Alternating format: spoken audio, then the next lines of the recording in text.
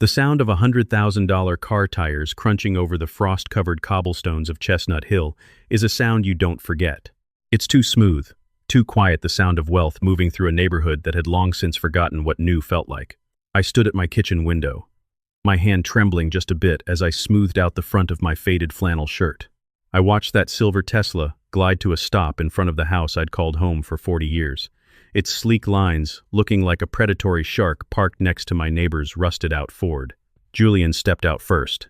My son. He looked older, his hair thinning at the temples, wearing a coat that probably cost more than my first 3 houses combined. Then came Sloane. She didn't step out of the car so much as she emerged, her designer boots hitting the pavement with a sharp, rhythmic click that sounded like a countdown. She didn't look at the house. She looked at her watch. I felt that familiar tightness in my chest, the iron band my cardiologist warned me about, but I pushed it down. I had a turkey in the oven, a bottle of cheap cider on the table, and a secret I wasn't quite ready to face. I didn't know it yet, but by the time the sun went down on this Thanksgiving, my entire world would be reduced to ash. The front door creaked as they entered. It always creaked in November when the wood swelled from the Philadelphia humidity. Sloane didn't even say hello. She walked into the entryway, wrinkled her nose, and pulled a silk handkerchief from her purse to cover her mouth. "Julian, honey, is that dampness? Or just the smell of age?" she asked, her voice like fine grit sandpaper disguised as velvet. She ran a manicured finger along the mahogany banister, the one my late wife, Martha, used to polish until it shone like a mirror, and stared at the faint layer of dust with the disgust of someone looking at a crime scene. "It's a home, Sloane, not a museum," I said, stepping into the hallway. I tried to make my voice sound like the fire chief I used to be, but it came out thinner than I liked. Julian stepped forward and pulled me into a brief, awkward hug. He smelled like expensive cologne and stress. "You look good, Pop," he lied. We both knew the truth. I had lost 20 pounds since the heart surgery, and my skin had taken on the grayish hue of a man who spent too much time sitting in the dark to save on the electric bill. I look like a man who survived a 5-alarm fire. I grunted, patting his back. "Come in. Dinner's almost ready." Beatrice is already in the dining room. Beatrice Vane, Sloane's mother, was the third guest at my table, though. Guest was a generous term for a woman who had been living in my guest room for 3 years without ever offering to buy a gallon of milk. She was already seated, nursing a glass of wine that she'd helped herself to from Julian's gift bag. Beatrice was a sharp-featured woman who treated my home like a low-rent hotel. She looked up as we entered, her eyes darting to Sloane with a look of shared conspiracy that I didn't quite understand at the time. The dinner was a quiet affair, if you could call the sound of Sloane's constant complaining quiet. She sat at the head of the table, picking at the turkey I'd gotten from the St. Jude's food pantry giveaway. "Arthur, you really should consider one of those luxury assisted living facilities in Bellevue," she said, swirling her wine. "They have heated floors, high Muy-Born-hour nursing, and they actually know how to properly ventilate a building. This place, it's a fire hazard, isn't it? Isn't that what you used to call them?" I felt the heat rise in my neck. "This house is solid, Sloane. Built with real timber, not the cardboard and spit they use in those Washington suburbs you like so much."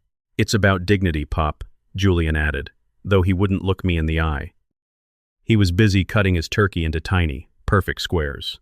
"We just want to make sure you're being taken care of, especially with the money we've been sending." I paused, my fork halfway to my mouth. "Taking care of? I'm doing fine. The church helps with the prescriptions, and the pension covers the heat mostly." Sloane's head snapped up. Her eyes went cold, and for a second, the mask of the concerned daughter-in-law slipped. She reached for her phone, which had been buzzing incessantly on the table.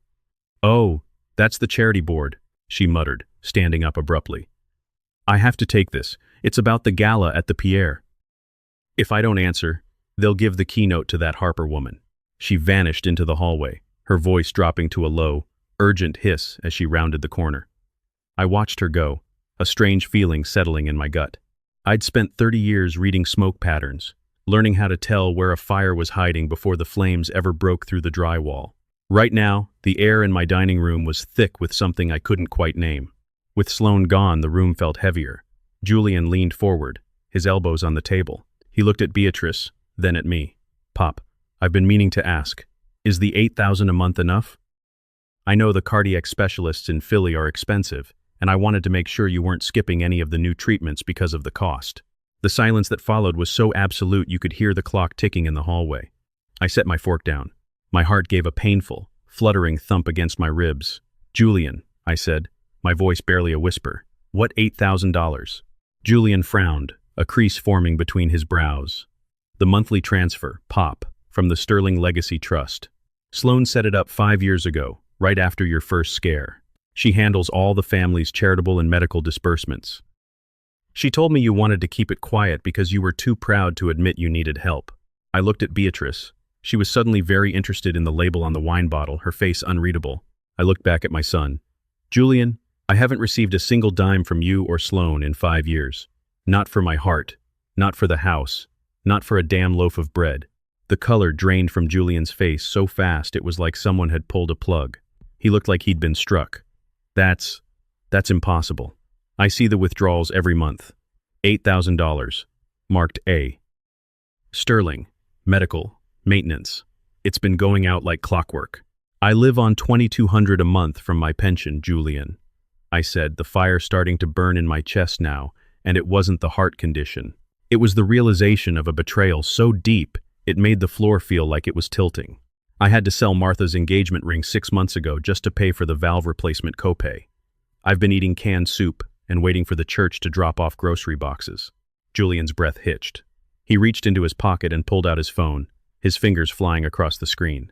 "I'm looking at the private family ledger right now," he stammered. "Total disbursements to the Arthur Sterling Trust, $480,000 over the last 60 months, nearly $500,000. My mind began to race, calculating the math with the cold efficiency of a fire marshal. Someone had been stealing from me. Someone had been watching me struggle to breathe, watching me turn off my heat in the middle of a Pennsylvania winter, watching me sell my wife's last memories, all while pocketing a fortune in my name. Suddenly, the front door clicked. Sloan was back in the room, her face flushed, her eyes bright with a fake, sparkling energy. "Everything is settled. The gala is back on track. Now, what did I miss?" "Are we talking about dessert?" "I brought those gluten-free tarts from the city." She stopped mid-sentence, her gaze darting between my stony face and Julian's trembling hands. The air in the room didn't just get cold, it turned lethal. "Julian?" she asked, her voice dropping an octave. "What's wrong, honey?" Julian stood up, the chair screeching against the hardwood floor like a wounded animal. He held up his phone, the screen glowing with the evidence of 5 years of theft. "Sloan," he said, his voice cracking. "Explain to me exactly which bank account the Sterling Legacy Trust has been sending money to for my father's care." Because he just told me he's never seen a cent. Sloan didn't flinch. She didn't gasp. She didn't cry. Instead, she did something far more terrifying. She smiled. It was a small, tight, pitying smile, the kind you give to a child who doesn't understand how the world works. She looked at me, then back at her husband, and I saw the predator behind the pearls. "Oh, Julian," she sighed, walking over to him and laying a hand on his arm. "I was hoping we wouldn't have to do this today. I was trying to protect you." "Protect me from what?" Julian shouted. Sloan looked at me with eyes that were as hard as flint. "From the truth about your father's condition. Arthur, dear, don't you remember? We talked about this. You said the money was too much responsibility, so you asked me to hold it for you in a separate account until you were more yourself." "I never said that," I barked, my hand gripping the edge of the table until my knuckles went white. "I'm as sharp as I ever was, Sloan. Don't you dare try that old man routine on me." "See?" Sloan whispered to Julian, her voice dripping with fake tragedy. "The agitation. The memory loss. It's getting worse, Julian. I've been putting that money into a high-yield medical fund for when we eventually have to move him into full-time memory care. He forgets the conversations we have 10 minutes after we have them." I felt the iron band around my heart tighten, sharper than it had ever been. I wasn't just losing my money, she was trying to steal my very mind, right in front of my own son. But what she didn't realize was that I wasn't just a retired fire chief. I was an investigator, and I had just seen the first flicker of smoke coming from under the door. "Is that so, Sloan?" I asked, my voice deadly calm. "Then you won't mind showing us the statements for that high-yield fund right now, will you? Since it's all sitting there, safe and sound for my care." Sloan's smile didn't falter, but her grip on Julian's arm tightened. "The records are at the office, Arthur. It's Thanksgiving. Why are you trying to ruin this for everyone? Why are you being so difficult?"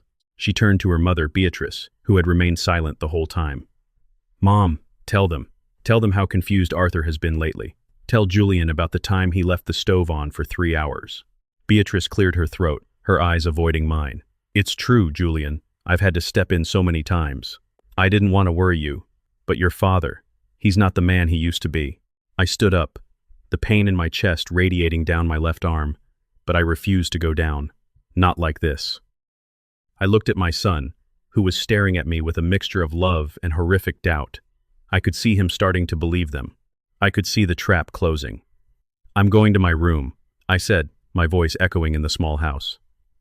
Julian, stay if you want, but if you believe them, you're not the man I raised. I turned and walked away. Every step a struggle. I made it to the hallway and began to climb the stairs, my breath coming in ragged gasps. I needed my medicine, but more than that, I needed a plan. I reached the landing and looked down. Through the banister, I saw Sloane leaning in close to Julian, whispering something in his ear while Beatrice nodded along. I slipped into my bedroom and locked the door. I reached for the small, fireproof lockbox under my bed, the one where I kept the real records of this house. My hand brushed against something cold and metallic that shouldn't have been there. I pulled it out. It was a legal document. A deed transfer. My house, the only thing I had left, had already been signed over to a holding company controlled by Sloane Sterling 6 months ago. My signature was at the bottom, but I had never signed it. The smoke was gone. The house was already on fire, and I was trapped inside. The room felt like it was spinning. I sat on the edge of my bed, the forged deed transfer clutched in my hand, listening to the muffled sounds of my family's voices drifting up from the dining room. My heart was hammering against my ribs, a frantic, uneven rhythm that made the edges of my vision go dark. I fumbled for the nitroglycerin bottle on my nightstand, popped a tablet under my tongue, and waited for the world to stop tilting. 40 years. I had spent 40 years in this house on Harrison Street. I had carried Julian through these hallways when he had the croup. I had held Martha's hand in this very bedroom while her soul slipped away.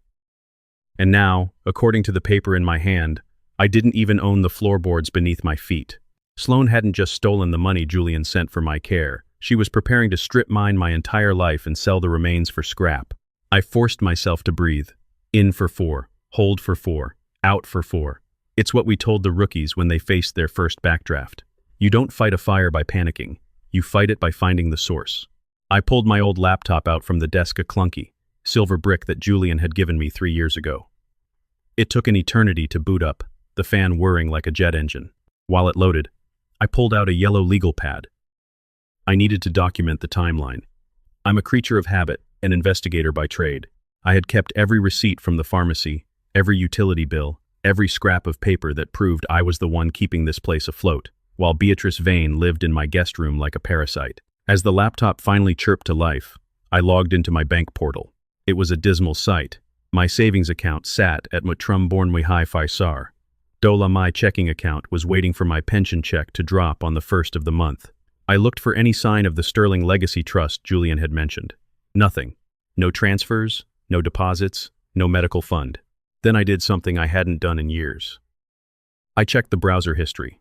Because Beatrice lived here, and because she was technically family, I'd let her use this computer to check her socials and her email. She thought I was a tech-illiterate old man who didn't know a cache from a cookie. She was wrong. I saw the login for a private portal.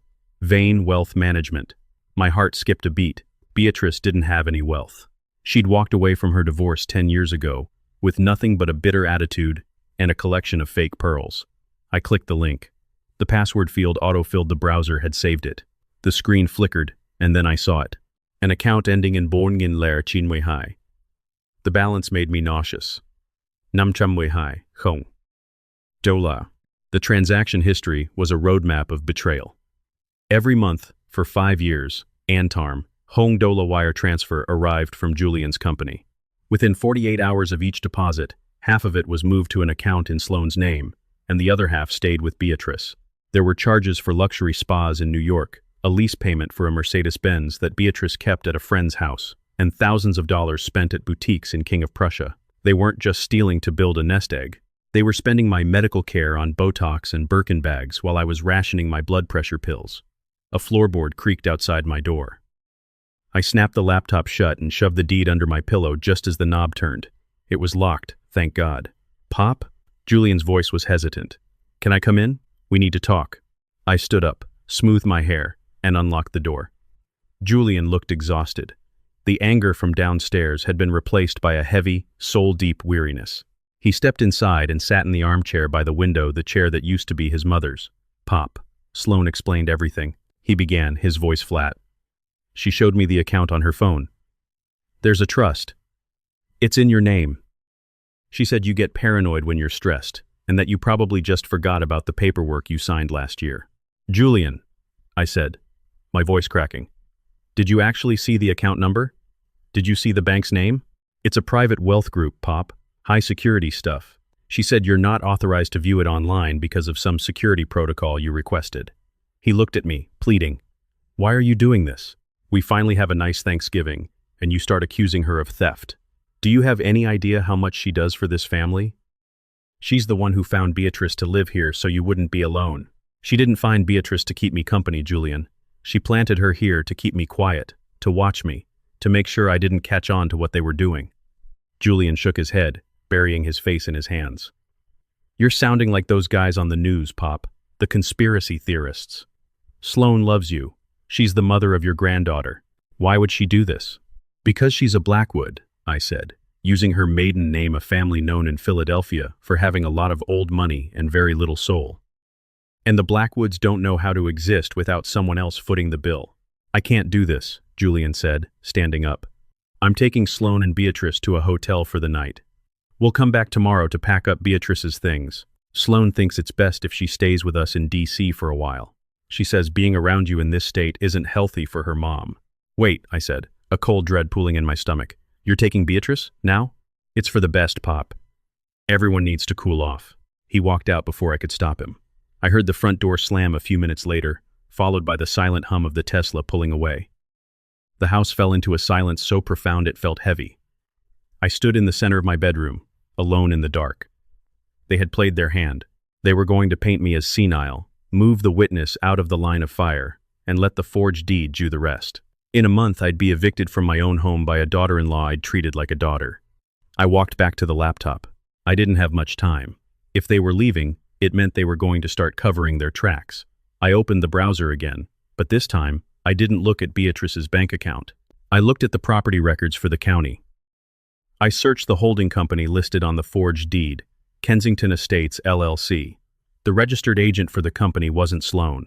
It was a man named Silas Vane, Beatrice's ex-husband and Sloane's father, a man who had been disbarred 10 years ago for embezzlement. I leaned back, a grim realization settling over me. This wasn't just a daughter-in-law stealing a few bucks. This was a professional operation. The Vanes were back in business, and I was their primary investor. What happened next changed everything. As I sat there, my phone buzzed with a text message from a number I didn't recognize. It was a photo, a grainy, low-light shot of a document. It was a life insurance policy. My life insurance policy. The payout was $3 million. The beneficiary had been changed 3 months ago from Julian to the Kensington Estates, LLC. But it was the note attached to the photo that made the blood freeze in my veins. "They aren't waiting for the heart condition to take you, Arthur. Check the medicine in the guest bathroom. A friend." I didn't think. I grabbed a flashlight and ran down the hall to the guest bathroom where Beatrice had been staying. My hands were shaking so hard I almost dropped the light. I opened the medicine cabinet. There, tucked behind a bottle of expensive face cream, was a prescription bottle with my name on it. It was for my daily heart maintenance, but I already had my bottle in my room. I opened the cap and poured the pills into my palm. They looked identical to my regular medication, little white rounds with a V stamped on them. I grabbed my reading glasses and looked closer. The stamp wasn't a V, it was an X. I'm a former fire chief. I've seen what happens when people mix the wrong chemicals. I knew what these were. They were a powerful sedative, something that, when combined with my actual heart medication, would cause a natural cardiac arrest in my sleep. They weren't just waiting for me to lose my home. They were making sure I didn't live long enough to fight for it. I stood in that cold, dark bathroom, looking at the tools of my own murder. I realized then that the man I used to be, the man who followed the rules, the man who believed in family, the man who waited for the authorities, that man had to die tonight anyway. If I was going to survive, I had to become the fire. I didn't know it yet, but the Born Trum Tarm Mui, Hong Do La they had stolen, was about to become the most expensive mistake they ever made. I picked up my phone and dialed a number I hadn't called in 20 years. "Silas?" I said when the man on the other end picked up. "This is Arthur Sterling. I think it's time we discuss the Kensington estates. And you're going to want to listen very carefully, because if I don't call my lawyer in 30 minutes, the FBI is going to find that policy." The war had started, and I was going to burn their world to the ground. The phone line hummed with a hollow, static-filled silence. On the other end, Silas Vane, the man who had built a career on shadows and kickbacks, didn't even try to pretend he didn't know who I was. "Arthur," he said, his voice a dry, rattling rasp. "It's been a long time. I heard you were unwell." I was sorry to hear about the memory issues. "My memory is fine, Silas," I said, leaning against the cold tile of the guest bathroom, the light of my flashlight reflecting off the small X on the pills in my palm. In fact, I just remembered where I put the digital recorder I used to keep in the firehouse. Rhythm I've been keeping in my pocket since dinner started tonight. It's got a lovely recording of Sloane and Beatrice talking about my condition and the medical fund they've been using to buy handbags. That was a lie. I didn't have a recorder. But in a war of shadows, the person with the best bluff usually gets to choose the battlefield. "What do you want?" Silas asked, the friendliness dropping away like wet plaster. "I want the deed back. I want the Kensington Estates LLC dissolved. And I want the $480,000 returned to Julian's account by tomorrow at noon," I said, my voice hardening. "Because if it's not, the recording and the bottle of maintenance meds I just found in your ex-wife's bathroom goes to the district attorney. I think they still have a cell waiting for you in Graterford, don't they? You're out of your depth, Arthur. You're an old man with a leaking heart valve. And you're a disbarred crook whose daughter is trying to poison a retired fire chief," I snapped. "You have 30 minutes to talk to Sloane before I make the first call. Don't test me, Silas. I've spent 30 years walking into buildings you'd be too afraid to stand in front of. I'm not afraid of the heat." I hung up before he could respond. My hand was shaking so violently, I had to grip the edge of the sink to keep from falling. My heart was thumping thump pause thump like a dying engine. I needed to move fast. I went back to the kitchen, grabbed a glass of water, and took my real medication. Then, I did something I hadn't done in years. I went to the basement. Tucked behind a stack of old fire manuals was a heavy, steel lockbox. I opened it and pulled out my old service ledger. I hadn't just been a fire chief. I had been the head of the city's arson investigation task force for a decade. I had friends, the kind of friends who didn't care about family legacy or wealth management. I dialed Jax Blackwood. Jax was the black sheep of the Blackwood family, Sloane's distant cousin.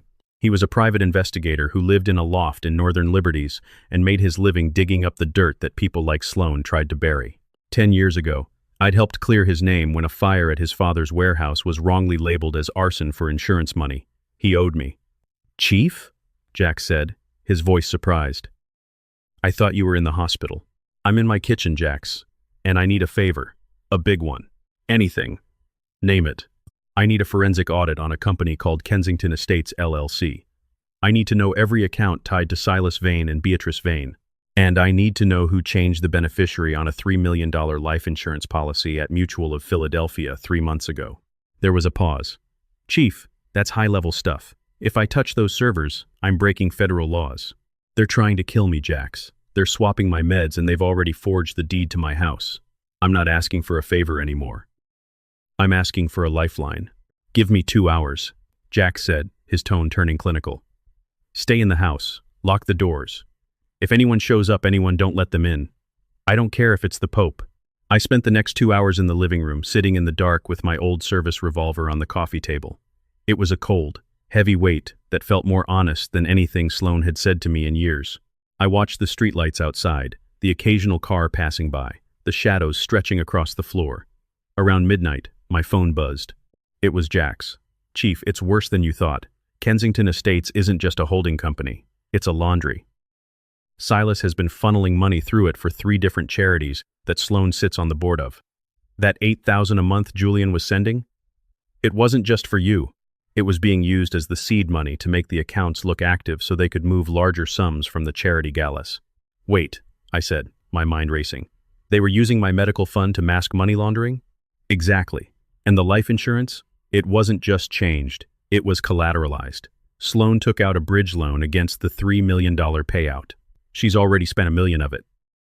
If you don't die in the next 90 days, the loan defaults, The bank seizes the policy, and Kensington Estates goes under. They didn't just want you gone, Chief. They needed you gone to pay off their debts. I felt a cold chill settle over me. This wasn't just greed, it was a deadline. And the deed? I asked. The notary who signed it? A guy named Miller. He works for Silas. I've got his address. He's already agreed to talk if I don't tell the police about the other 50 forged deeds he's sitting on. I looked at the clock. Muy high. Ba a.m. My 30 minutes for Silas had long since passed. Suddenly, a set of headlights cut through the darkness of Harrison Street. A car was pulling up. Not a Tesla, a black SUV. I grabbed the revolver and moved to the window, staying behind the curtain. 2 men stepped out. They weren't wearing suits. They were wearing dark hoodies, their faces obscured. They didn't go for the front door. They moved toward the back of the house, toward the kitchen window, the one with the broken latch I'd been meaning to fix for months. I didn't know it yet, but my plan to burn their world down had just moved from the courtroom to the battlefield. I stepped into the shadows of the hallway and felt the familiar surge of adrenaline. I was 70 years old, my heart was failing, and I was outnumbered. But this was my house, and I knew every inch of the smoke. "Come on in, boys," I whispered to the empty room. "I've been waiting for a reason to start a fire." The air in the living room felt charged, like the moments right before a lightning strike. I stood perfectly still, my hand white-knuckled around the grip of the revolver, listening to the heavy footsteps of the men outside. They weren't even trying to be quiet anymore. They knew I was an old man with a bad heart, and they probably expected me to be sedated and helpless in my bed. A sharp crack echoed through the house as the kitchen window, the one with the broken latch, was forced upward. I heard the soft thud of boots hitting the linoleum, then another. They were inside. "Upstairs," a low voice rasped. "Make it quick. The boss wants the box and the old man out before the morning shift." I didn't wait for them to reach the stairs. I knew the layout of this house better than I knew the lines on my own palms. I moved to the top of the landing, staying low, and kicked over the heavy, solid oak end table I'd positioned there earlier.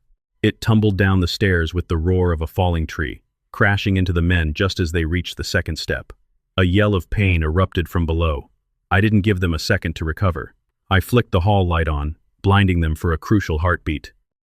"You're in the wrong house, boys," I barked, my voice booming with the authority of the Philadelphia police. Muy Sarth district captains I used to coordinate with. I stepped into the light, the revolver held steady in both hands. "Drop the crowbars and get on the floor, or I start punching holes in the drywall and whatever's standing in front of it." The 2 men froze. One was clutching his shin where the table had clipped him. The other looked up at me with wide, panicked eyes. They weren't professional hitmen. They were street-level thugs, exactly the kind of desperate muscle Silas Vane would hire for a few $100 and a promise of immunity. We just want the box, Chief," the taller one stammered, his hands shaking. "The lady said you wouldn't even be awake." "The lady lied," I said. "Now, turn around and walk out the way you came. If I see your faces on this block again, I won't be calling the cops. I'll be calling the coroner." They didn't need a second invitation. They scrambled over each other, crashing through the kitchen and diving out the window. I heard their SUV tires screeching as they tore away toward Chestnut Hill. I leaned against the wall, my heart hammering a frantic, terrifying rhythm. The adrenaline was wearing off, and the iron band was back, tighter than ever. I made it back to my bedroom and slumped into the chair, clutching my chest. I didn't have much time left physically or legally. My phone buzzed. It was a video call from Julian. I hesitated, then answered. His face appeared on the screen, but he wasn't alone. He was in a sleek, modern hotel room.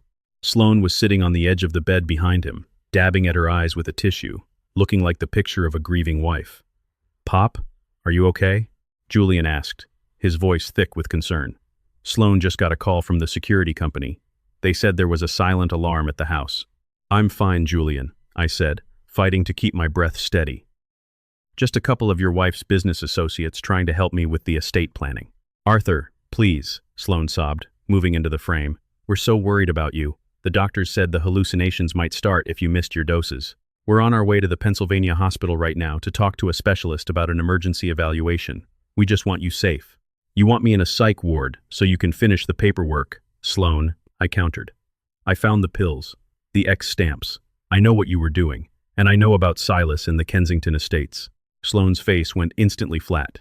The tears stopped as if a faucet had been turned off. She leaned into the camera, her eyes cold and predatory. "Julian, honey, can you give us a minute? I think your father needs to hear this from me." Julian looked confused, but he nodded and stepped out of the room. As soon as the door clicked shut, Sloane's voice turned into a razor. "Listen to me, you old ghost. You have a forged deed, a disbarred father-in-law, and a heart that's going to stop any minute now. You can go quietly into a nice, padded room in Bellevue, or you can die in that dusty museum of a house tonight. Either way, the Kensington Estates gets the insurance, and I get the land. You're already dead, Arthur. You just haven't stopped breathing yet." "I'm a fire chief, Sloane," I whispered. "I don't stop until the building is clear, and I'm about to clear the room." I hung up. I didn't have 30 minutes anymore. I had minutes. I grabbed the lockbox, my laptop, and the bottle of X pills. I walked out of the house I'd lived in for 40 years, not looking back at the memories or the shadows. I got into my old car and drove. I didn't go to the police. I didn't go to the hospital. I drove straight to the one place where a Blackwood's name meant nothing, and a fire chief's word was law. I drove to the docks. Jax Blackwood was waiting for me in a warehouse that smelled of diesel and salt. He looked at the revolver in my belt and the lockbox in my hand. "The audit is done, Chief," Jax said, sliding a thick folder across a scared wooden table. "Sloane didn't just steal your money. She's been using the Sterling name to bypass the city's building inspectors on her charity renovation projects. She's been putting hundreds of families into buildings that are literal tinderboxes, just to pocket the safety budget." I felt a cold, familiar rage settle over me. It wasn't just about my house or my money anymore. She was playing with people's lives, the very thing I'd spent my life protecting. "How many buildings, Jax?" 12. All in North Philly. All owned by Kensington Estates. If a fire starts in any of them, they'll go up like matchsticks. And guess who's listed as the lead safety consultant on the forged city documents? I didn't need to guess. Me. She's setting you up to be the fall guy for a mass casualty event, Chief. When those buildings fail, the city will come for you. And with your dementia and the medical fund, it'll look like you were just a senile old man who took a bribe and forgot to check the sprinklers. The trap wasn't just a cage, it was an execution. We need to start a different kind of fire. Jax, I said, opening my laptop. The kind that doesn't stop until there's nothing left of the Blackwood name. What happened next changed everything. Because at that exact moment, my phone buzzed with an emergency alert. Fire reported. Mutnyin Borntrum Block, off, Harrison Street, multiple alarms, my house. She hadn't waited for the thugs to finish the job. She had burned my memories to the ground to destroy the evidence. I didn't know it yet, but Sloane Sterling had just handed me the one weapon I knew how to use better than anyone in the world. She had given me a crime scene. I watched the orange glow against the Philadelphia skyline and felt a coldness that no fire could ever touch. The neighborhood I'd spent 40 years in, the place where I'd raised my son, buried my wife's memory in the garden, and walked the beat as a young man was being illuminated by the funeral pyre of my own life. I didn't cry. I didn't scream. I just felt the weight of the silver laptop in my bag and the hard, cold reality of the X pills in my pocket. Sloane hadn't just tried to burn away the evidence. She had tried to cremate my dignity while I was still using it. Chief, we have to go, Jax said, his voice low and urgent, pulling on my arm. If the fire department is there, the police are there.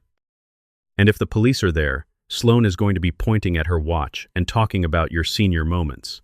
We can't let her control the scene. He was right. I was a ghost in my own city, and if I didn't show up to haunt her, she'd make sure I stayed dead.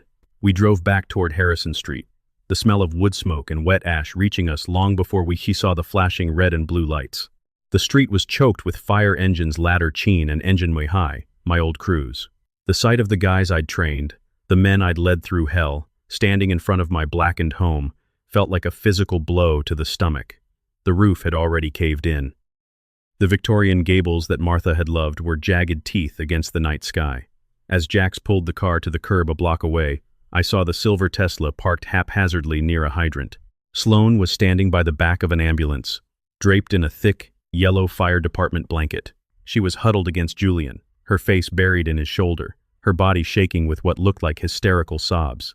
Beatrice was standing behind them, looking grim and holding a designer handbag like it was a shield. I stepped out of the car, my boots hitting the wet pavement with a sound like a gavel. I didn't hide. I walked straight into the light of the flood lamps. Pop! Julian's voice cracked. He broke away from Sloane and ran toward me, his face a mask of pure terror and relief. He grabbed me by the shoulders, nearly knocking the wind out of me. God, Pop, we thought. The neighbor said you were inside. We thought you didn't make it out. I looked past him, straight into Sloane's eyes. For a split second, the mask of the grieving daughter-in-law shattered. Her eyes went wide, her jaw tightening in a way that would have been invisible to anyone who hadn't spent 30 years looking for the tell in a liar's face. She looked at me like I was a corpse that had crawled out of a grave. I'm a hard man to kill, Julian, I said, my voice carrying over the hiss of the hoses. I've spent my life putting these out. I know how to find the exit before the roof comes down. Sloane recovered quickly. She rushed forward, pushing Julian aside and trying to wrap her arms around me. I stepped back, and she almost stumbled. Arthur! Oh, thank heaven, she wailed, her voice loud enough for the fire captain nearby to hear. I told Julian you must have just wandered off. The stove, Arthur. Did you forget the stove again? We were so worried when we saw the flames. The captain says it started in the kitchen, right where you were cooking the turkey. I looked at the fire captain, a man named Garrett Miller, who had been a rookie under me 15 years ago. He was watching us with a pained expression, his clipboard tucked under his arm. It's a tragedy, Chief, Miller said, stepping closer. V-pattern starts right by the range. Classic accidental kitchen fire. With the grease from the bird, it went up like a torch. Is that what the evidence says, Garrett? I asked, my voice dropping into the low, gravelly tone I used for formal investigations. Did you check the floorboards under the sink? Did you check the basement rafters for pour marks? Or did you just take the word of the lady in the expensive coat who told you I've been having episodes? Miller looked down at his boots, then at Sloane. She mentioned you'd been struggling, Chief. Memory issues. Confusion. Given the scene, it seemed the most likely cause. Sloane stepped in, her hand gripping my arm with surprising strength. He's doing it again, Captain, she whispered, her voice dripping with fake pity. The paranoia. He thinks everyone is out to get him. He's been talking about conspiracies all night. Julian, we need to get him to the hospital. Now. He's clearly in shock, and with his heart. He isn't thinking straight. I'm thinking perfectly straight, Sloane, I said, pulling my arm away.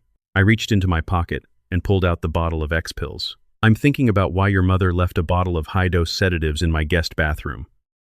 I'm thinking about why the V-pattern in my kitchen smells like industrial-grade accelerant, the same kind used in the North Philly renovations your company just finished. The air around us seemed to freeze.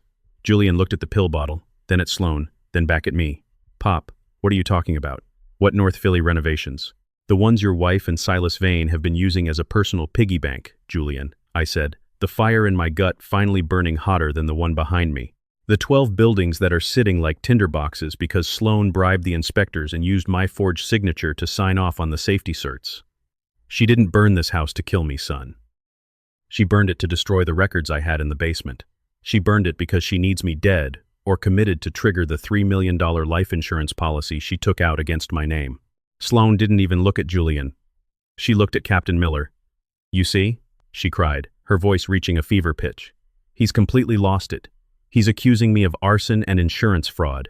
Captain, please, call for a psych transport. He's a danger to himself. He just burned down his own home in a fit of dementia, and now he's attacking his family. Beatrice piped up from behind, her voice shrill. It's true. He was screaming at us during dinner. He kept saying he was going to burn it all down. If we didn't give him more money. I was terrified for my life. I looked at my son. This was the moment. The humiliation was absolute, standing in the middle of a wet street, my home a smoking ruin, being labeled a senile arsonist by the people who had systematically dismantled my life. I saw the doubt in Julian's eyes. He wanted to believe me, but the evidence of the fire and the polished, practiced lies of his wife were a heavy weight. Julian, I said softly, look at me. Look into my eyes and tell me if you see a man who doesn't know where he is. Julian opened his mouth to speak, but Sloane was faster. She stepped between us, her face inches from mine. You're done, Arthur, she hissed, low enough that only I could hear. By tomorrow morning, you'll be in a locked ward at Bellevue, and I'll be the one signing the papers. You have nothing left. No house, no records, no son. You should have taken the pills.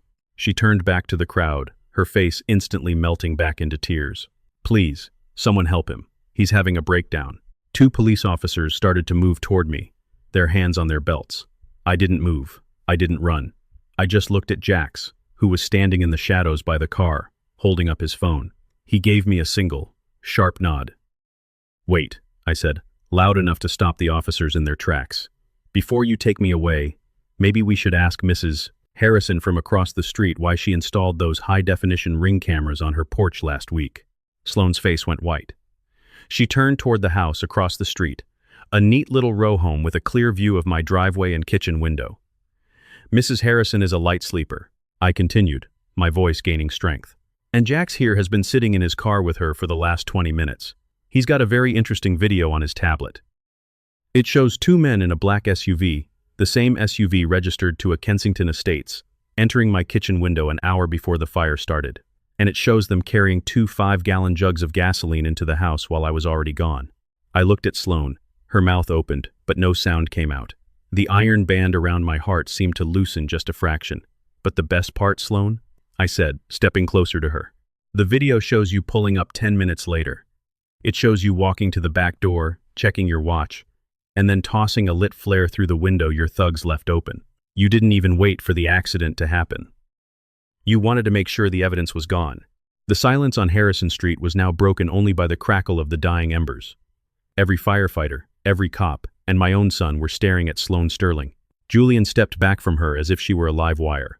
"Sloane," he whispered, his voice trembling. "Tell me he's lying. Tell me right now he's lying." Sloane looked at Julian, then at the tablet Jax was now walking toward the police officers, then back at me. The tears were gone. The tragedy was gone. What was left was a woman who had been cornered, and she did the only thing a cornered predator knows how to do. She bit. "You think a grainy video is going to stop me?" She spat, her voice now a cold, hard venom. "I own the deeds, Julian. I own the trust. Your father is a penniless old man with a failing heart. Even if you believe him, who do you think the courts are going to believe? The successful philanthropist, or the man who can't even keep his own stove from exploding?" She looked at the police officers. "He's lying. That video is a fake. My father will have your badges if you touch me." But Captain Miller was already walking toward her, his face set in a grim line. He had spent 15 years learning how to read a fire, and he had just realized he'd been played by the biggest arsonist he'd ever met. "Mrs. Sterling," Miller said, his voice cold, "I think you and your mother need to come down to the station. We've got some questions about poor marks and insurance policies that can't wait for the morning." I didn't know it yet, but the fire wasn't the end of my story. It was just the accelerant. As they led a screaming Sloane toward a patrol car, I looked at the ruins of my house and felt a strange sense of peace. The house was gone, but the truth was finally starting to breathe. What happened next changed everything, because as I turned to Julian, hoping for a moment of reconciliation, he didn't look at me with love. He looked at me with a horrific, haunting realization. "Pop," he whispered, his eyes wide. "If she did this, if she's been stealing the money for the North Philly buildings, the family's Pop, the 12 Oaks complex, it's opening tomorrow." She said the ribbon cutting was at noon. My heart stopped. 12 Oaks, the biggest of the Kensington Estates projects, a 5-story low-income housing unit. "Jax," I roared, turning toward the PI. "Get in the car. We have 12 hours before she kills 100 people to cover her tracks." The escalation wasn't over. It was just moving to a bigger stage. The rain started around high. Kong AM, a cold, needle-like Philadelphia drizzle that turned the black ash of my home into a gray, toxic sludge. I stood on the sidewalk, watching the last of the fire crews coil their hoses. The flashing lights reflected in the puddles like jagged pieces of a broken neon sign. I had no coat, my shoes were melted at the soles, and the iron band around my chest was no longer just a warning, it was a cage. I was 70 years old, and in the span of 6 hours, I had been robbed, poisoned, slandered, and burned out of the only place where I felt safe. I stood there, a man with no home and a son who looked at me with the hollowed-out eyes of a soldier who had just realized he'd been fighting for the wrong side. "Pop," Julian whispered, stepping into my line of sight. He looked smaller than he had at dinner. The expensive wool coat he wore was soaked through, clinging to his frame. "The police. They're taking her to the Highmuy Sarth district for questioning. But she's already on the phone with her lawyers. Silas Vane's personal legal team. They're saying the video is inadmissible, that it was staged by Jax to extort her." I looked at him, my breath hitching in my throat. "Do you believe her, Julian?" He looked back at the smoldering ruins of the house. He looked at the spot where the kitchen used to be, the place where he'd learned to tie his shoes, and where his mother had taught him to bake. Then he looked at the bottle of X pills I was still clutching. "No," he said, his voice cracking. "I don't. But Pop, the lawyers. They're powerful. By sunrise, she'll be out on bail. And if she gets out before that ribbon cutting at 12 Oaks, she won't just get out. I interrupted, the gravel in my voice sounding like grinding stones. She'll be the victim. She'll tell the press I'm a vengeful, demented old man who burned his own house to spite her. She'll use the mayor's presence at that housing complex to cement her philanthropist image. And once those families move in, those buildings become her ultimate leverage. She'll have 100 human shields. I didn't know it yet, but the next few hours would be the hardest of my life. My body was failing, but my mind was a fire marshal's map, and I could see exactly how the fire was going to spread. Jax pulled the car around. "Get in," he commanded. "We can't stay here." Miller told me the arson unit is under immense pressure from the commissioner's office to wrap this up as an accident. Sloan has friends in high places, Chief. Higher than a retired fire chief's reach. We drove to Northern Liberties, to Jax's warehouse. It was a cold, industrial space that smelled of old oil and high-end electronics. As soon as we were inside, Jax went to a wall of monitors. His fingers danced across the keys, pulling up the digital blueprints he'd liberated from the Kensington Estates server. "Look at this," Jax said, pointing to the structural schematics of 12 Oaks. "I'm not a builder, but even I can see the red flags." I leaned in, my reading glasses perched on the bridge of my nose. I felt a cold sweat breaking out across my forehead. I've seen some crooked work in my time-slum lords who painted over mold and ignored frayed wiring, but this was on a different level. This was calculated murder. They substituted the fire-rated gypsum for cheap, non-rated drywall from a supplier in Ohio that went bust last year. I muttered, my finger tracing the elevator shafts. And look at the stairwells. The blueprints call for a pressurized smoke venting system, but the purchase orders? They bought standard industrial fans. If a fire starts on the second floor, those stairwells won't be escape routes. They'll be chimneys. They'll suck the heat and smoke straight up, suffocating everyone on the top 3 floors in under 4 minutes. "It's worse than that, Pop," Julian said, hovering behind us. He had been looking through the financial ledgers Jax had pulled. Sloan didn't just save money on materials. She took out a completion insurance policy on 12 Oaks. If the building is declared a total loss within 48 hours of the ribbon cutting due to, say, an accidental electrical fire, the payout is double. Nearly $20 million. The room went silent. The iron band tightened so hard I had to gasp for air. It wasn't just about covering her tracks. She was planning to burn that building too. She was going to put families in those rooms, wait for the ink to dry on the occupancy permits, and then finish the job she started at my house. Only this time, the body count wouldn't be one old man. It would be dozens of mothers, fathers, and children. "I have to stop it," I said, pushing myself up from the chair. My legs felt like they were made of water. "Pop, you can't," Julian pleaded, grabbing my arm. "You're in no condition to go anywhere. Look at your hands, they're shaking. Your heart can't take another confrontation." "My heart is the only thing I have left that hasn't burned." "Julian," I snapped, pulling away. "I spent 30 years telling people not today when the fire tried to take them. I'm not going to stop now because I'm tired." I looked at Jax. "We need the physical evidence. The forged signatures are one thing, but we need a smoking gun from the site. Something the building inspectors can't ignore, even if they're on the payroll." "The site is guarded," Jax warned. "Silas has his own security detail there tonight. They know the ribbon cutting is the finish line. They won't let anyone near those utility rooms. They won't be looking for a fire chief," I said, a grim smile touching my lips. "They'll be looking for an old man who's lost his way." What happened next changed everything. As we were preparing to leave, the warehouse door groaned open. I reached for the revolver on the table, but Jax put his hand over mine. It was Beatrice Vane. She looked different without Sloan. The designer handbag was gone, replaced by a cheap plastic rain poncho. Her face was haggard, her skin sallow under the harsh fluorescent lights. She didn't look like a socialite. She looked like a woman who had realized the lifeboat she was on was made of lead.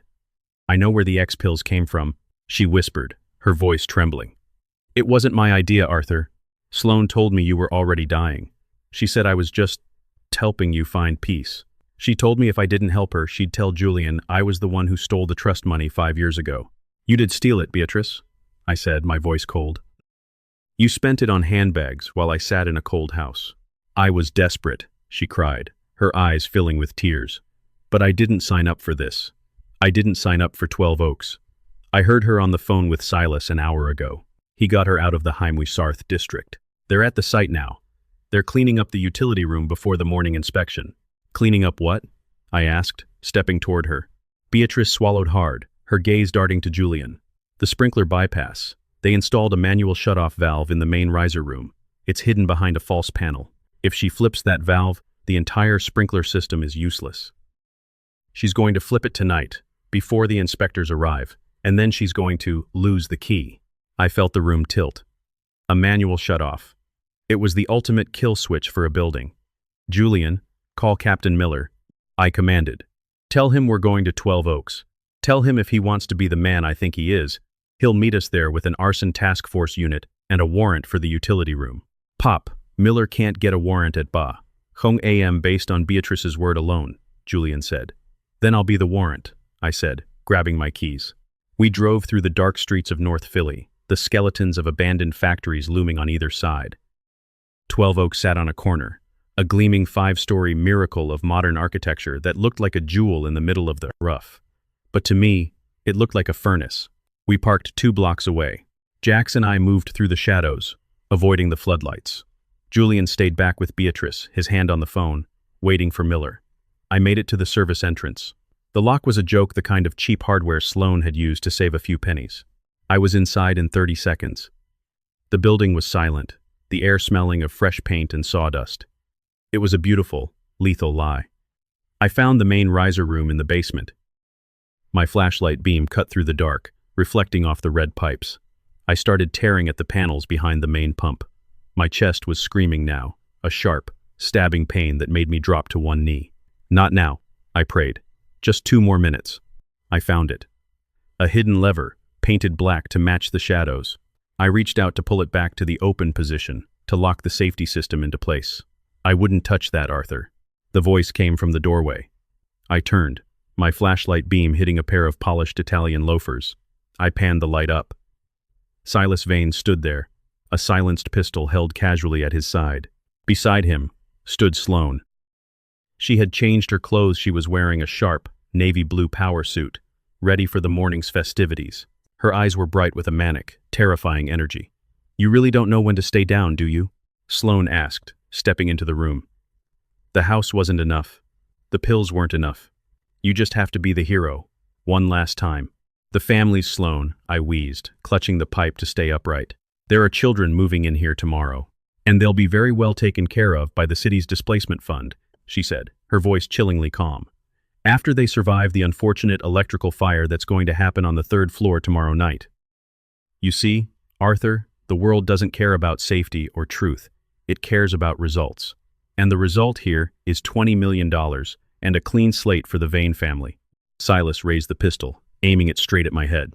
Step away from the valve, Arthur. You're going to have a heart attack in this basement, and by the time they find you, the building will be a memory. It's a poetic end for a fire chief, don't you think? I looked at the valve. I looked at the barrel of the gun. I didn't know it yet, but my hand wasn't just on a pipe. It was on the trigger of the biggest explosion Philadelphia had seen in years. I'm not the one who's trapped in this basement, Silas, I said, my voice a low, dangerous growl. Suddenly, the overhead lights slammed on, blinding them. Pilly PD. Drop the weapon. The shout didn't come from the door. It came from the intercom system I'd surreptitiously activated with Jax's remote override 3 minutes ago. But Silas didn't drop the gun. He fired. The sound of a suppressed gunshot isn't like the movies. It isn't a futuristic thud. It's a sharp, metallic crack, like a dry branch snapping under a heavy boot. I felt the wind of the bullet whistle past my ear, a hot streak of air that smelled of ozone and cordite. The round didn't find my skull. It slammed into the red iron riser pipe 6 inches from my face. A high-pitched scream erupted not from me, but from the pipe itself. The bullet had punctured the main line of the fire suppression system, a line pressurized at over 150 pounds per square inch. A jet of icy, black-tinged water exploded from the hole, hitting Silas Vane square in the chest with the force of a fire hose. The impact sent Silas reeling backward, his expensive loafers slipping on the rapidly flooding concrete floor. He hit the ground hard, the pistol skittering away into the shadows as the basement began to fill with a deafening roar of rushing water. Silas! Sloan shrieked, shielding her face from the spray. I didn't wait. I used the chaos of the water to lunge for the manual override lever. I didn't just pull it. I threw the entire weight of my failing body against it. My chest exploded in a white-hot agony that felt like a serrated blade being twisted between my ribs. I heard a deep, structural clunk as the valve locked into the always-open position. The safety system was live, the building was protected, and I was falling. I hit the wet floor, my breath coming in shallow, jagged gasps. Through the curtain of water and the gray haze of my own fading vision, I saw the basement doors burst open. It wasn't just Captain Miller. It was a sea of blue Philadelphia's finest, their tactical lights cutting through the darkness like lances of white fire. Hands. Show me your hands. I watched, pressed against the cold, vibrating pipe, as the world I'd been fighting for finally took over. Silas was pinned to the floor, his face pushed into 2 inches of standing water. Sloane was backed against the far wall, her navy blue suit soaked, her hair plastered to her face. She didn't look like a philanthropist anymore. She looked like a drowned rat caught in a trap of her own making. "This is a mistake," Sloane was screaming, her voice barely audible over the roar of the punctured pipe. "My father is Silas Vane. I have a ribbon cutting at noon with the mayor. Get your hands off me." Captain Miller knelt beside me, his heavy turnout coat shielding me from the spray. He looked at the punctured pipe, then at the locked valve, then at me. There was a look in his eyes I'd only seen a few times in my career, the look of a man who realized he was standing next to a legend. "You did it, Chief," he whispered, pressing a heavy hand to my shoulder. "We got the audio." Every word. Jax had the building's comms patched directly into the Hymwe-Sarth District's dispatch. The DA is already reviewing the transcript. I tried to nod, but my head felt like it was filled with lead. I watched as they led Sloane past me. As she reached the door, she stopped and looked back. The mask was gone. There was no more fake pity, no more memory care lies. There was only a pure, concentrated hatred that made her eyes look like black glass. "You think this is a win, Arthur?" She spat. "You're a penniless old man dying on a basement floor. Your house is ash. Your money is gone. I'll be out of a cell before your heart stops beating. And I'll spend the rest of my life making sure Julian never lets you see your granddaughter again." "Sloane." The voice came from the doorway. Julian stepped into the light. He was holding his phone, the screen glowing. He wasn't crying anymore. He looked cold. He looked like a sterling. "I've already filed for an emergency protective order. Sloane," Julian said, his voice flat and final. "And I've already called the feds. I found the second ledger, the one you kept in the safe at the DC house, the one that tracks the bribes you paid to the city inspectors using the Sterling Legacy accounts." Sloane's jaw dropped. For the first time in her life, she had no words. "You're not going to be out by morning," Julian continued, walking toward me and kneeling in the water. "You're going to be in federal custody for money laundering, racketeering, and attempted murder. And Beatrice? She's already signed a full confession in exchange for a plea deal." The police pulled her away, her screams echoing up the elevator shaft until they were swallowed by the sound of the rain outside. Julian pulled me into his arms, oblivious to the water and the grime. "I'm sorry, Pop. I'm so sorry. I should have listened. I should have seen. You saw." In the end, I wheezed, the iron band around my chest tightening for what felt like the final time. That's what matters. The paramedics arrived then, their heavy boots splashing through the flood. They rolled me onto a gurney, the oxygen mask pressing against my face. As they wheeled me out of the basement, I looked up at the ceiling of 12 Oaks. I saw the sprinkler heads, the little silver sentinels I'd fought to save. They were ready now. The families would be safe. The ride to the hospital is a blur of siren wails and the rhythmic thumping of the ambulance tires. I felt the world slipping away, the darkness at the edges of my vision closing in like a closing shutter. I thought about the house on Harrison Street. I thought about the smell of the turkey and the way the light used to hit the mahogany banister in the afternoon. It was all gone. Everything I had built, everything I had saved, had been consumed by the fire. I woke up 48 hours later in a private room at Pennsylvania Hospital. The sun was streaming through the window, bright and unforgiving. I was tethered to a dozen machines, the steady beep beep beep of the heart monitor the only sound in the room. Julian was sitting in the chair by the bed, his head back, asleep. He looked 10 years older than he had on Thanksgiving. On the small table next to him sat a stack of newspapers. I could see the headlines from here. Van Realty Empire collapses AIM-ID arson. Fraud charges and retired fire chief saves hundreds in heroic stand. I tried to reach for the water glass, and the movement woke him. He was on his feet in a second, his hand over mine. Easy, Pop. Easy. You've been through a war. The building? I croaked. Condemned for now, Julian said, his voice gentle. The city is tearing out every inch of that non-rated drywall. The feds seized all of Kensington Estates' assets.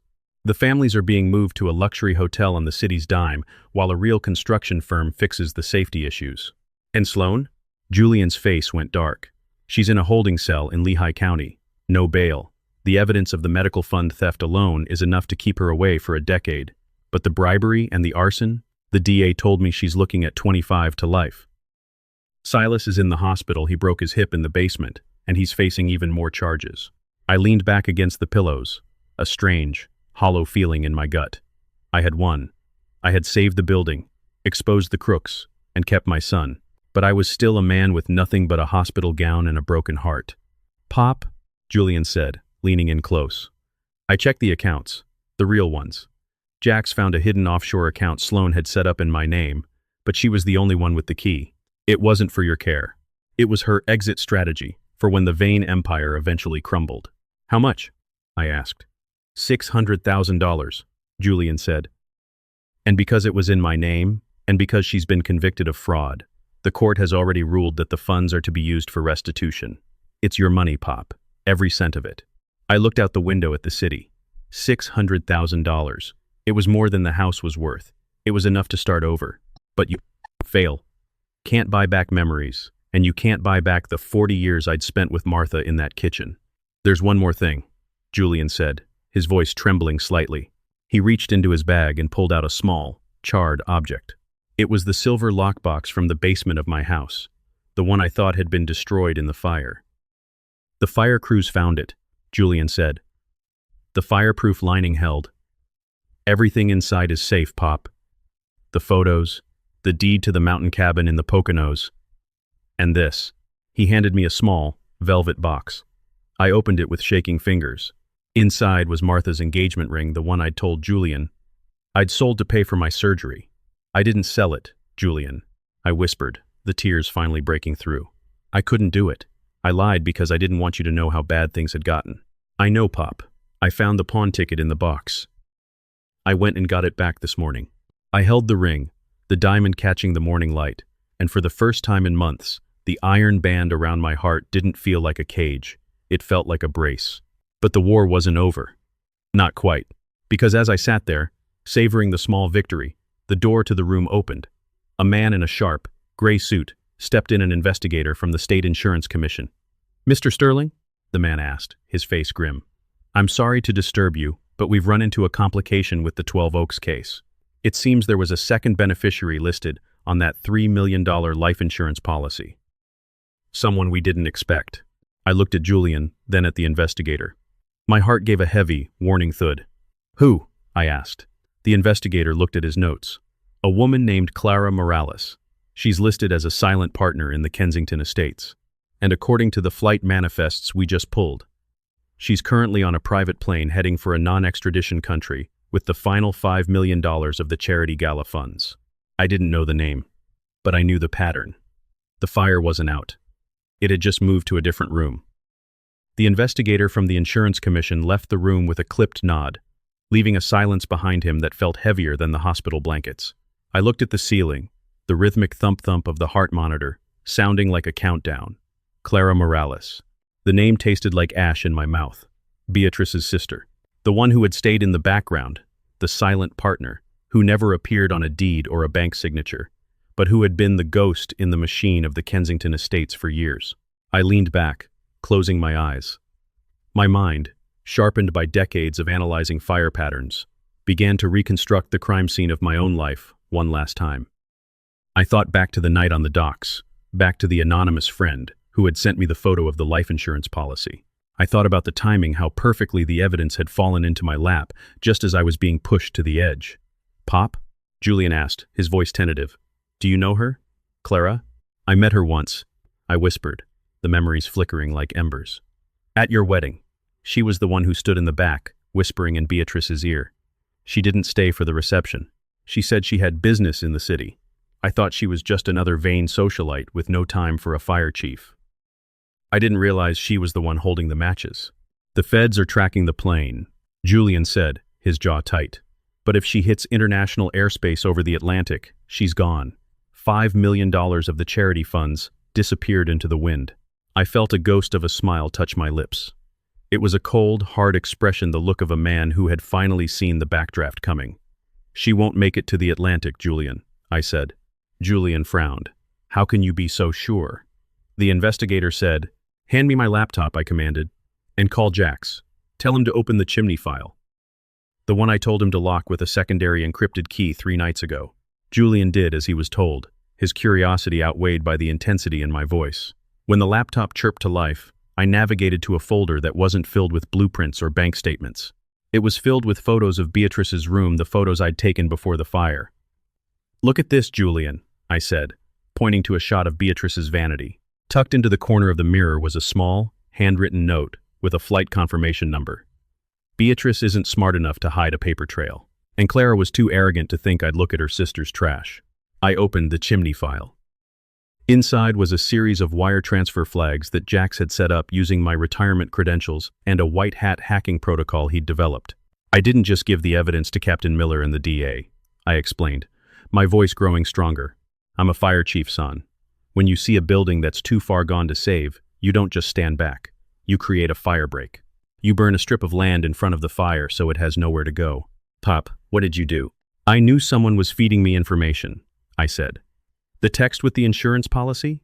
It came from Clara's burner phone. She wanted me to take out Sloan and Silas. She wanted the loud partners in jail so she could liquidate the charity accounts and run. She was using me as her personal cleaner. I tapped a key, and a map appeared on the screen. A small, pulsing red dot was moving steadily toward the coast. So I gave her what she wanted, I continued. I let her think I was focused on the building and the insurance.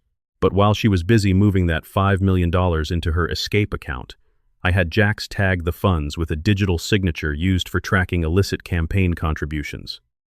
The second that plane's Wi-Fi connected to the international banking cloud to confirm the final transfer, it triggered a worldwide freeze on the Kensington estate's secondary assets. Not just the $5 million, Julian. Every dollar she has in the world. Suddenly, my phone buzzed. It was Jax. I put him on speaker. Chief, you're not going to believe this. The pilot of the private jet just received a priority notification from the FAA. They've been ordered to divert to Philadelphia International Airport immediately due to a financial security emergency. Clara tried to bribe the pilot with $50,000 in cash, but the guy realized the tail number on his plane had been flagged for an Interpol red notice. Julian stared at me, his eyes wide. You set her up. You used her own play against her. I didn't set her up, Julian, I said, closing the laptop. I just made sure the fire stayed inside the building. She's the one who brought the gasoline. The final twist didn't come in the basement or on a wet street. It came 2 weeks later, on a crisp December afternoon. I was out of the hospital, staying in the small mountain cabin in the Poconos that I'd kept hidden from Sloane's reach. It was a humble place, log walls, a stone fireplace, and the smell of pine that reminded me of the summers I'd spent with Martha and a young Julian. Julian was there, along with my granddaughter, Emily. She was 5 years old, with bright, curious eyes and a laugh that could clear the smoke from any room. She was playing on the rug with the plush fire truck Julian had bought her, making vroom vroom noises that filled the cabin with a life I thought I'd lost forever. Pop, Julian said, sitting across from me by the fire. He looked at peace for the first time in years. The final audit came back. With Clara in custody and the $5 million recovered, plus the restitution from Sloane's accounts, the 12 Oaks families are being given the first 3 years of their leases for free. And the city is naming the new community center after you, the Arthur Sterling Center for Civil Integrity. I shook my head, staring into the flames. They should name it after the people who had to live through the fear Sloane created. I was just doing my job. Your job is done, Pop, Julian said, reaching out to squeeze my hand. You don't have to be the chief anymore. You can just be Grandpa. I looked at Emily, who had wandered over and climbed onto my lap, clutching her fire truck. She looked up at me and smiled. Grandpa, she whispered, did you really catch the bad people? I did, sweetheart, I said, smoothing her hair. But I had a lot of help. From your daddy and from some very good friends. Is our house okay now? I hesitated. I thought about the black ash on Harrison Street. I thought about the 40 years of memories that were gone. Then I looked around the cabin at my son, at my granddaughter, at the ring on my finger that I'd never have to sell. "The house is gone, Emily," I said softly, "but the home is right here." And a home is something that a fire can never touch. As the sun began to set over the mountains, casting a long, golden light across the snow, I felt the iron band around my heart finally dissolve. It wasn't about the Born Trum Tarmui, Hung, Dola. It wasn't even about the Sar Trum, Cum Dola and restitution. It was about the fact that I could look my son in the eye and know that the sterling name stood for something again. Sloane and Silas were facing decades in prison. Beatrice was in a minimum security facility, finally forced to live a life without designer bags or luxury spas. And Clara Morales was in federal custody, her empire of shadows dismantled by a man she thought was a confused old ghost. I realized then the subtle moral of my own story. Evil doesn't win because it's stronger. It wins because it's quieter. It hides in the walls. It whispers in the ears of the people we love, and it waits for us to get tired. But if you're willing to stand in the heat, if you're willing to be the one who refuses to stop breathing until the building is clear, the truth will always find its way out. I pulled Emily closer and looked at Julian.